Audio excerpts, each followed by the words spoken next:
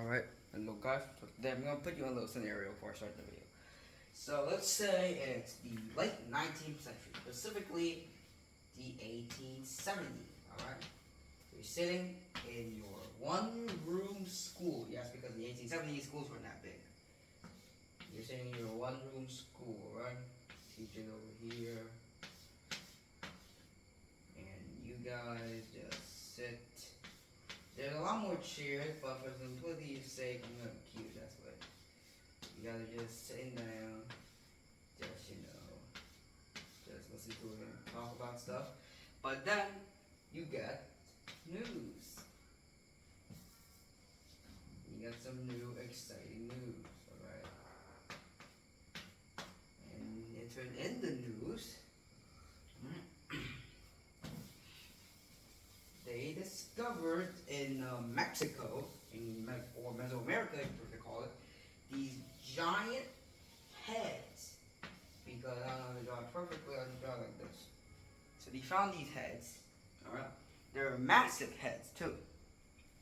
Each one of them was slightly taller than like a normal person, and they weighed at least 50 pounds. And they're on top of a mountain. You checked? It was the same type of rock from atop of a mountain, but it was found on the ground, not on the mountain. And we found out that it was carved between 1100 CE and 1400 CE. So it's pretty old. So guess who made these massive head rocks?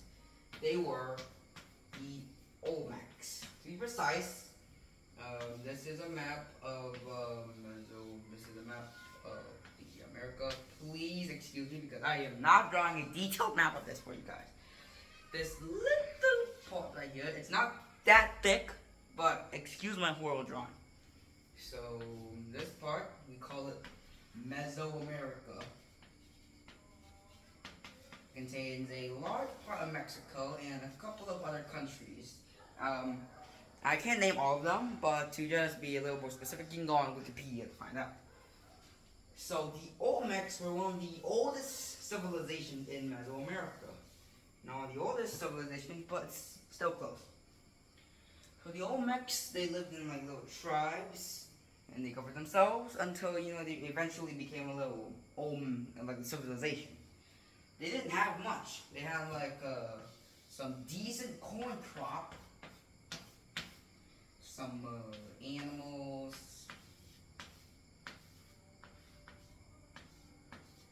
and some wheat and stuff. So their community was pretty fine. But of course, the Olmecs, they didn't have much to trade. But one thing that the Olmecs had, when you probably know what it is, rubber. Yes, they had a ton of rubber. And during the Olmecs found out, you get this rubber from a rubber tree, and it becomes a hard material. It becomes like stretchy. You can trade it. Like in fact, Olmec rubber was found hundreds of miles away, meaning that they also did long distance trade. And you wonder how they didn't have a written language, okay?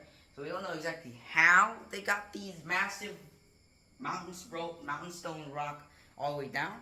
But some archaeologists inspect that one rock could have had like a couple hundred men or so, alright? A couple hundred men. They would kind of like roll it down into like a raft, and then they just bring it down. They carve it on top of the mountain, out of the mountain. And after that, they put on a raft, actually a lot of raft, because it's a 50-pound freaking rock. Of course, it's not going to be, light. And then they carry it all the way down, and they place it down. And, of course, it hasn't been speculated if it's true or not, but it's a close theory.